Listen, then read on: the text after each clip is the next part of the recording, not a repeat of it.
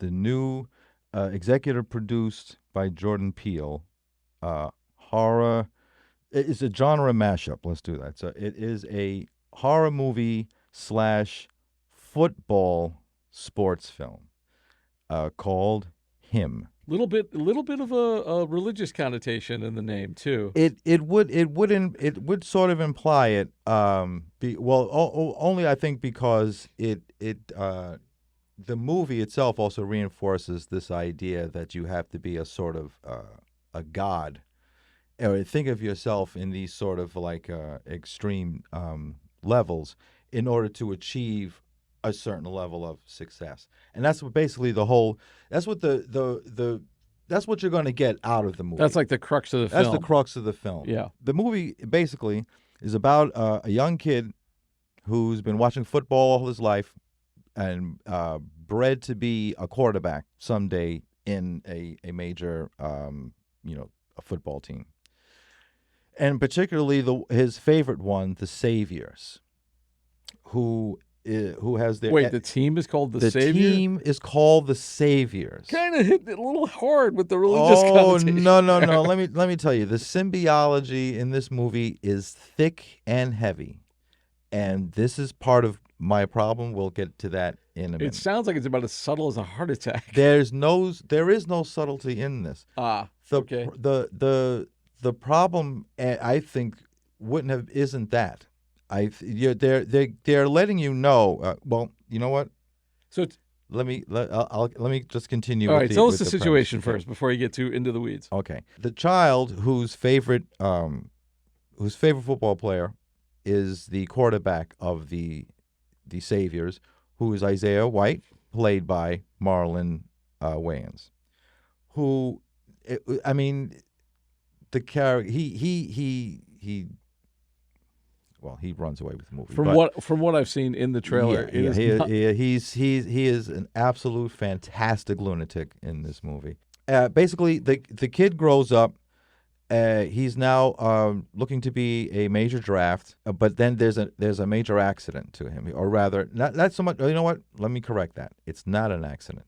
He is assaulted one night while walking across the stadium.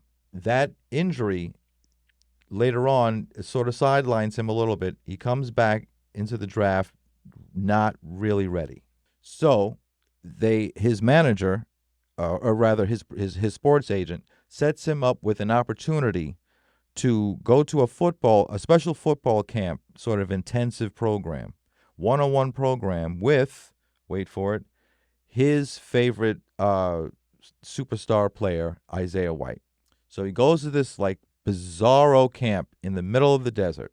There, he finds not only Isaiah White, but his influencer wife, played by Julia Fox, in this weird platinum blonde, even her eyebrows are platinum blonde, which somebody makes a comment about later on. And there he tries to teach Isaiah tries to teach Cameron, played by Tyriq Withers, who was just in the remake of I Know What You Did Last Summer.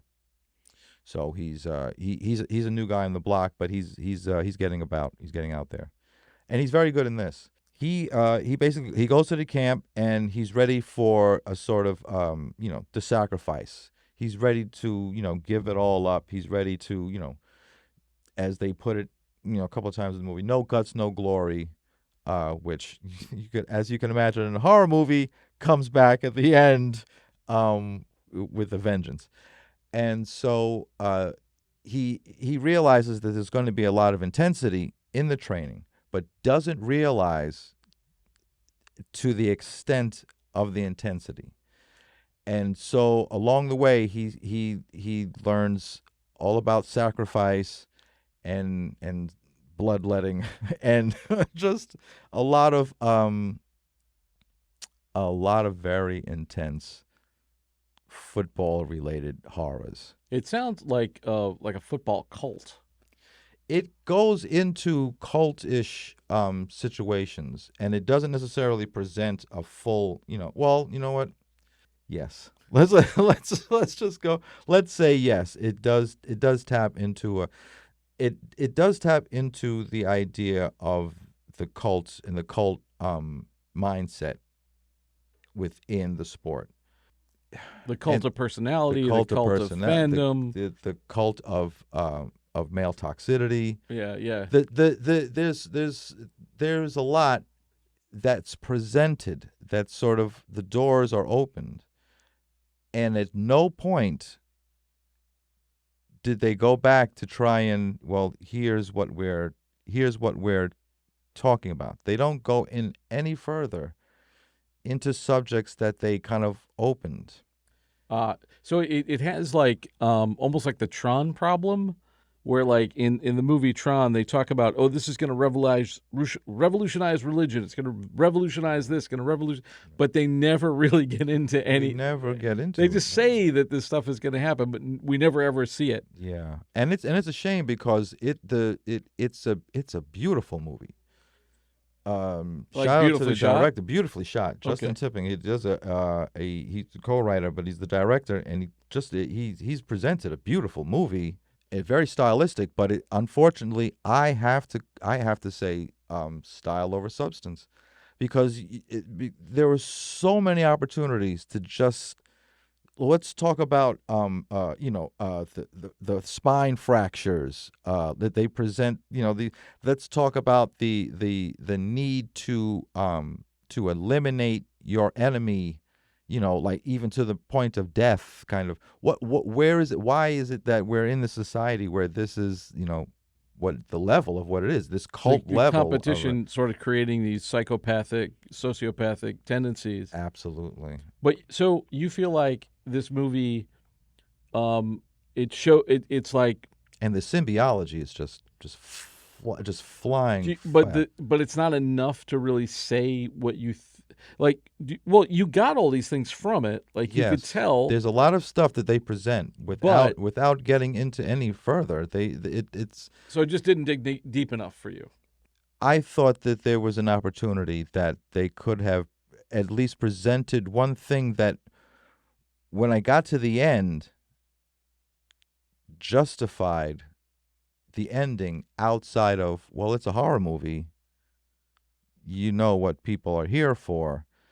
The catharsis didn't come out as cathartic as It didn't hit the emotional note that it needed to. Yeah, and it was, and like I said, what I got out of it was no guts, no glory. And when you see the movie, you'll get that part. Yeah. But yeah, and I'm not sure what we're saying about Cameron Cade. What are we saying about these new young quarterbacks? What are we, what are we saying about football? Yes, the cult. Yeah, Did it go seem with like the it cult. had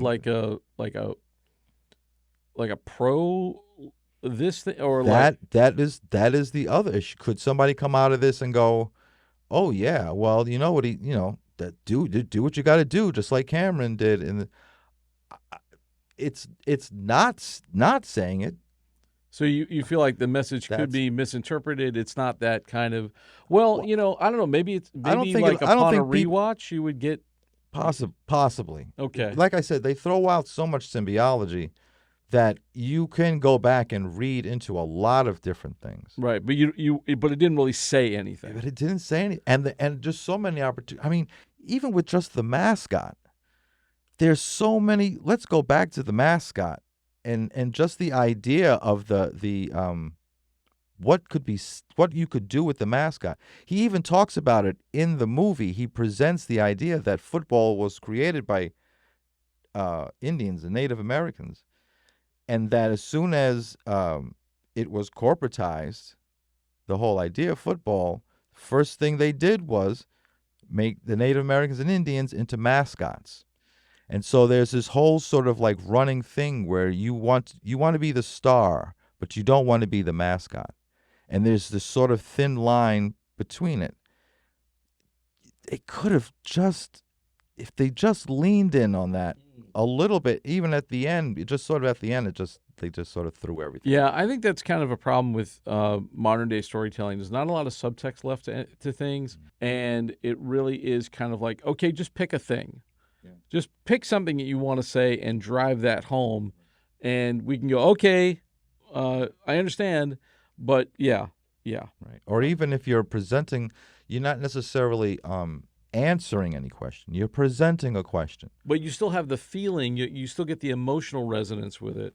You still get the emotional catharsis. There's an understanding of the full extent of what that question, why we're asking that question and where do these questions come from, that as a society we should stop and ask and answer. It just throws out so many possibilities and then never returns. This is the BTRP Media Network.